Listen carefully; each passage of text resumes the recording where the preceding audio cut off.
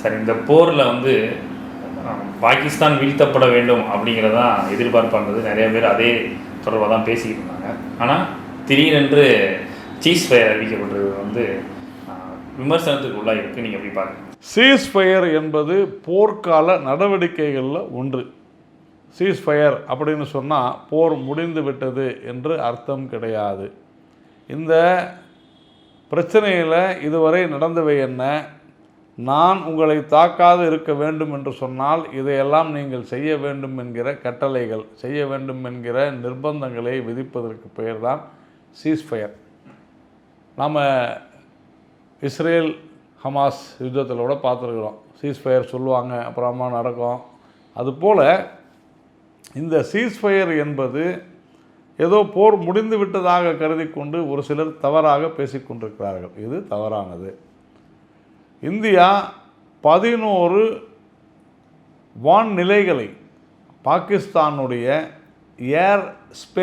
ஏர் bases என்று வான் தளங்களை நாம் தாக்கியிருக்கிறோம்.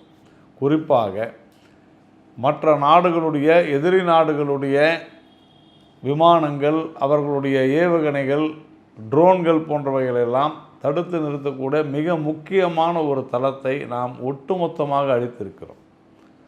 அதே போல் அணு ஆயுதங்கள் இருக்கின்றன அப்படின்னு சொல்லப்படக்கூடிய இடங்களில் கூட மிக கடுமையாக இந்தியா தாக்கியிருக்கிறது. அதே மாதிரி ஏவுகணைகள் செலுத்தக்கூடிய அந்த விமான தளத்தை கூட நாம் அந்த ஓடுபாதையை மிக மோசமாக தாக்கியதன் காரணமாக அது செயலிழந்து போயிருக்கிறது. இராணுவ பயிற்சி முகாம்கள் அழிக்கப்பட்டிருக்கின்றன. இப்படி நாம் தாக்குதலை, அதாவது பாகிஸ்தான் நம் மீது தாக்குதல் தொடுத்த உடனேயே நாம் அவர்களின் மீதான மறு தாக்குதலை துவங்கிய 1.5 மணி நேரத்திற்குள்ளாக 11 வான் தளங்களை, ஏர் பேசஸை நாம் நியூட்ரலைஸ் செய்திருக்கிறோம், அதாவது செயலிழக்க செய்திருக்கிறோம். இதனால் நம் மீதான தாக்குதலை அவர்களால் தொடர முடியவில்லை. இந்த கடந்த 100 ஆண்டுகளில் இந்தியாவுடைய மிகப்பெரிய தாக்குதல் என்று கூட இதை சொல்லலாம். ஆனால் தொழில்நுட்ப அடிப்படையில் நாம் வைத்திருக்கக்கூடிய நம்முடைய ஆயுதங்கள், அதே மாதிரி நம்முடைய விமானப்படை வீரர்கள் மிக சிறப்பான ஒரு காரியத்தை செய்திருக்கிறார்கள் என்று சொன்னால் அது மிகையாகாது. இந்தியா 2 விஷயங்களை சொல்லியிருக்கிறது. ஒன்று, நம்முடைய விமானங்களை செலுத்திய விமானிகள் அனைவருமே ஒருவர் பாக்கி இல்லாமல் அனைவரும் பத்திரமாக நாடு திரும்பியவர்கள் சொல்வதிலிருந்தே எப்படிப்பட்ட ஒரு மிகப்பெரிய வெற்றியை நாம் ஈட்டிருக்கிறோம் என்பதை நாம் புரிந்து கொள்ள வேண்டும். அதே போல் தொடர்ந்து கடந்த ஒரு வாரமாக அங்கே ஜம்முவிலே குண்டு போட்டு விட்டார்கள், பூஜிலே போட்டு விட்டார்கள் என்றெல்லாம் கதை சொல்லி கொண்டிருந்தார்கள்.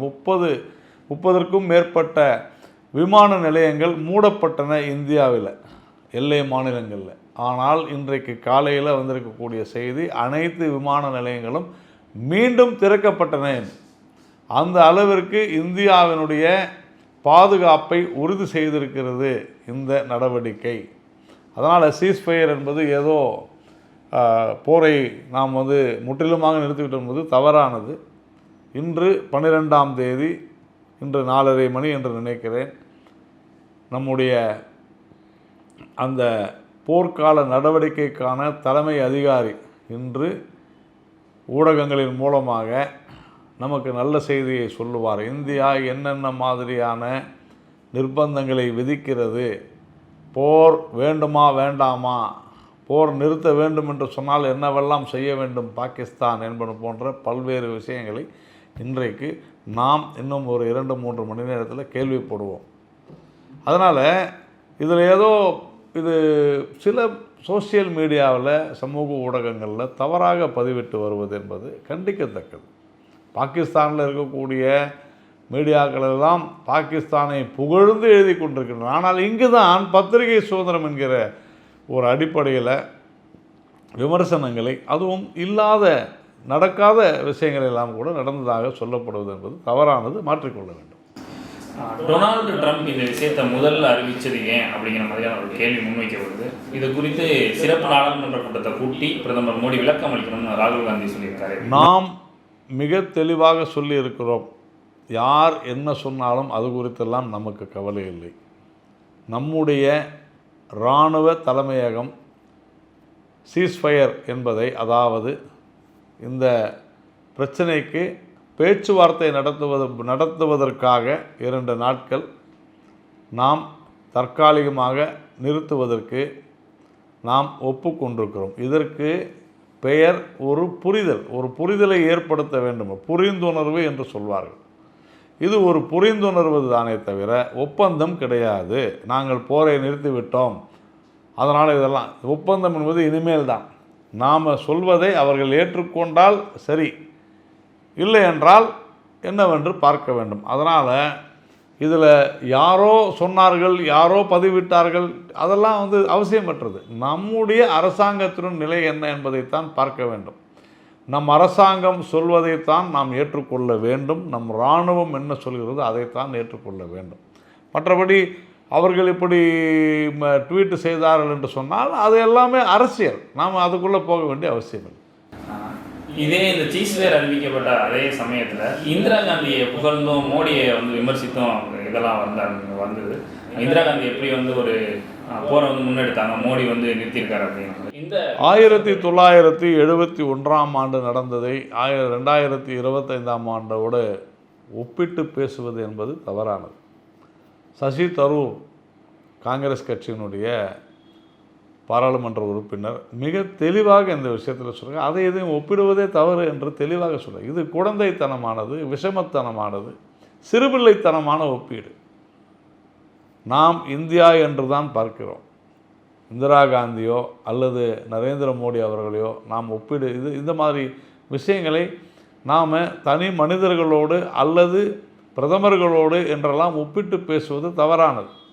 இன்றைக்கு இந்தியா இன்றைக்கு என்ன செய்து கொண்டிருக்கிறோம், அன்றைக்கு நடந்த விவகாரமே வேறு. அது முழுக்க வங்காளதேசம் என்கிற ஒரு நாடு தொடர்புடையது. அங்கேருந்து அகதிகள் இங்கே வந்தார்கள். அந்த பிரச்சனை வேறு, இந்த பிரச்சனை வேறு. இது இஸ்லாமிய மத அடிப்படைவாத பயங்கரவாதிகளுடைய செயல். பாகிஸ்தான் ஒரு ரோக் ஸ்டேட், மிக மோசமான ஒரு நாடு. அந்த நாடு மத அடிப்படையிலாக ஒரு மிக மோசமான பயங்கரவாதிகளை ஊக்குவிக்கிறது என்பதற்காக நாம் திருப்பி தாக்குகிறோம். 26 அப்பாவி இந்தியர்களை, 26 பெண்களுடைய குங்குமத்தை அழித்த அந்த தாக்குதலுக்கு பதில் சொல்லி கொண்டிருக்கிறோம் என்பதை புரிந்து கொள்ள வேண்டும். அதனால் இதையும் அதையும் ஒப்பிடுவது என்பது புரியாதவர்கள், அறியாதவர்கள், அறிவில்லாதவர்கள் பேசக்கூடிய செயலாகத்தான் நான் பார்க்கிறேன். கடைசியாக இன்னொரு கேள்வி கூட, இந்த மாதிரியான தாக்குதல்கள் தொடர்ந்து கொண்டே இருக்குது. ஆனால் இந்தியா அதை ஒரு போர் பதற்றமாக மாற்றி ஒவ்வொரு தடவையும் மிகப்பெரிய அளவில் பொருட்செலவில் இந்த மாதிரியான தாக்குதல்கள் நடத்த வேண்டியிருக்கு. ஆனால் பாகிஸ்தான் பயங்கரவாதிகளை வச்சு எளிமையாக செஞ்சுட்டு போயிடுறாங்க. இதை எப்படி தடுக்கிறதுங்கிற மாதிரியான கேள்விகள் சமூக வலைதளங்கள் வைக்கிறாங்க. இது எப்படி பார்க்க சமூக வலைத்தளங்கள் சொல்வதற்கெல்லாம் நான் பதில் சொல்ல முடியாது. இந்தியா ஒரு கட்டுக்கோப்பான, இந்தியா ஒரு ஒழுக்கமுள்ள ஒரு நாடு.